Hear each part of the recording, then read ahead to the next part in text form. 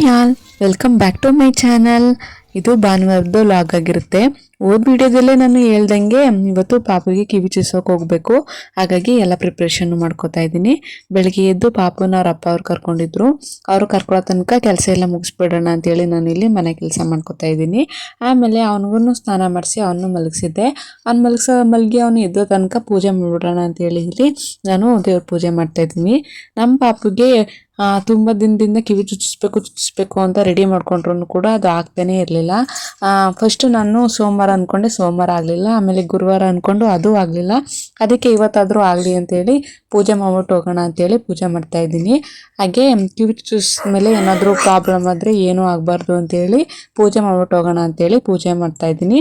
ನಾನು ಪೂಜೆ ಎಲ್ಲ ಮುಗಿಸೋ ತನಕ ನನ್ನ ಮಗನೂ ಕೂಡ ಎದ್ದಿದ್ದ.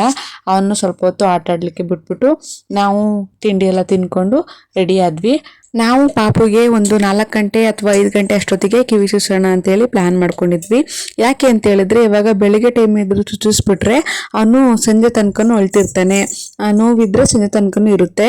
ಅದೇ ಸ್ವಲ್ಪ ಲೇಟಾಗಿ ಚುಚ್ಚಿಸಿದ್ರೆ ರಾತ್ರಿ ಆಗಿಬಿಡುತ್ತೆ. ರಾತ್ರಿ ಮಲಗಿಬಿಟ್ರೆ ಸ್ವಲ್ಪ ನೋವನ್ನ ಮರ್ತ್ಬಿಡ್ತಾನೆ. ಹಾಗಾಗಿ ನಾವು ಸಂಜೆ 4 ಗಂಟೆ ಮೇಲೆ ಚುಚ್ಚೋಣ ಅಂತೇಳಿ ಮಾತಾಡ್ಕೊಂಡಿದ್ವಿ. ಸರಿ ಅಂತೇಳಿ 4 ಗಂಟೆ 5 ಗಂಟೆ ಅಷ್ಟೊತ್ತಲ್ಲಿ ಹೋಗಿದ್ವಿ. ಇನ್ನು ನನ್ನ ಮಗ ಇವಾಗ ಹೊಸ್ದಾಗಿ ಆಯ್ ಮಾಡೋದನ್ನ ಕಲ್ತಿದ್ದಾನೆ. ಅದನ್ನ ಅವ್ರ ಅಪ್ಪಂಗೆ ಹೇಳ್ತಿದ್ದೆ. ಅವರಪ್ಪ ಆಯ್ ಮಾಡ್ತಿದ್ರೆ ಇವನು ಇಲ್ಲಿ ಆಯ್ ಮಾಡ್ತಾ ಇದ್ದ.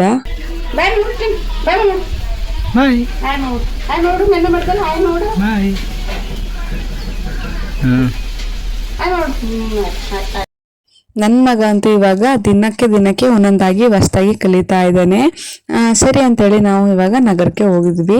ನಗರ ಹೋಗಿ ಕಿವಿ ಚುಚ್ಚಲಿಕ್ಕೆ ಪೂಜೆ ಸಾಮಾನೆಲ್ಲ ಇಟ್ಟು ರೆಡಿ ಮಾಡ್ಕೊಂಡಿದ್ವಿ. ನನ್ನ ಮಗ ಅಂತೂ ತುಂಬಾನೇ ಹೇಳ್ತಾ ಇದ್ದ.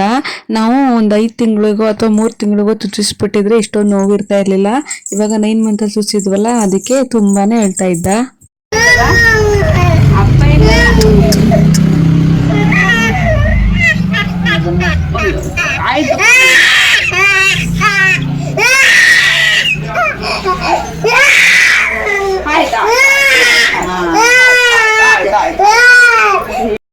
ಇನ್ನ ನಮ್ಮನೆಯವರಂತೂ ಎದ್ರುಕೊಂಡು ಅವರು ಹತ್ರನೇ ಬರಲಿಲ್ಲ. ನಾನು ಸ್ವಲ್ಪ ವಿಡಿಯೋ ಮಾಡಿಕೊಡು ಅಂತ ಹೇಳಿದಕ್ಕೆ ಅದು ಸ್ವಲ್ಪ ವಿಡಿಯೋ ಮಾಡಿಕೊಟ್ರು ಅಷ್ಟೇ.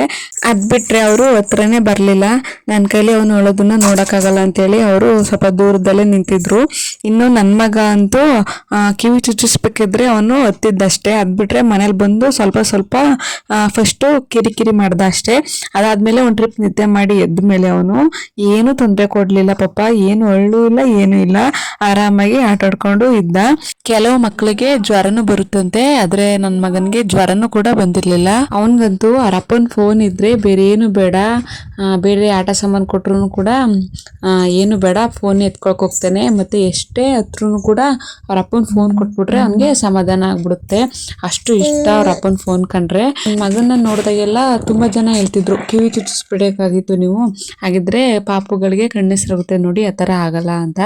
ಇವಾಗ ಅನಿಸ್ತಿದೆ ಯಾಕಪ್ಪ ಹೇಳಿದ್ರು ಅಂದ್ರೆ, ನಾವು ಕಿವಿ ಚುಚ್ಚೋದ್ರಿಂದ ಓಲೆ ಆಗ್ತೀವಲ್ಲ, ಅವ್ರದ್ದು ಅಟ್ರಾಕ್ಷನ್ ಫಸ್ಟ್ ಪಾಪು ಕಿವಿ ಕಡೆ ಅಂದ್ರೆ ಓಲೆ ಕಡೆ ಹೋಗುತ್ತಂತೆ. ಅದರಿಂದ ಪಾಪುಗೆ ಕಣ್ಣೆಸರಾಗಲ್ಲ ಅಂತ ಹೇಳ್ತಾರೆ. ಇನ್ನ ಇವತ್ತಿನ ವಿಡಿಯೋದಲ್ಲಿ ನಾನು ನಮ್ಮ ಪಾಪುಗೆ ಯಾವ ಪ್ರಾಡಕ್ಟ್ನ ಯೂಸ್ ಮಾಡ್ತಾ ಇದ್ದೀನಿ ಅಂತ ನಿಮ್ಮೊಟ್ಟಿಗೆ ಶೇರ್ ಮಾಡೋಣ ಅಂತ ಅನ್ಕೊಂಡಿದ್ದೀನಿ. ನಾನು ನಮ್ಮ ಪಾಪುಗೆ ಯೂಸ್ ಮಾಡೋ ಸೋಪಿಂದ ಹಿಡಿದು ಹಣೆಗೆ ಹಾಕೋ ಕಪ್ಪಿನವರೆಗೂ ನಾನು ಹಿಮಾಲಯ ಪ್ರಾಡಕ್ಟ್ನೇ ಯೂಸ್ ಮಾಡ್ತಾ ಇರೋದು.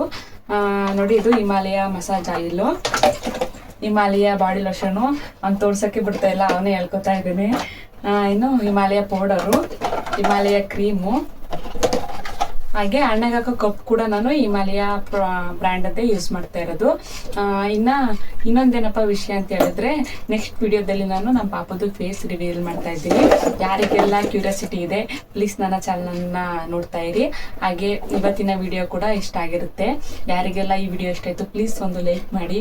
ಹಾಗೆ ಇನ್ನೂ ಯಾರೆಲ್ಲ ನನ್ನ ಚಾನಲ್ನ ಸಬ್ಸ್ಕ್ರೈಬ್ ಮಾಡ್ಕೊಂಡಿಲ್ಲ ಸಬ್ಸ್ಕ್ರೈಬ್ ಮಾಡ್ಕೊಳ್ಳಿ. ಹಾಗೆ ಸಪೋರ್ಟ್ ಮಾಡ್ತಾ ಇರಿ. Thank you.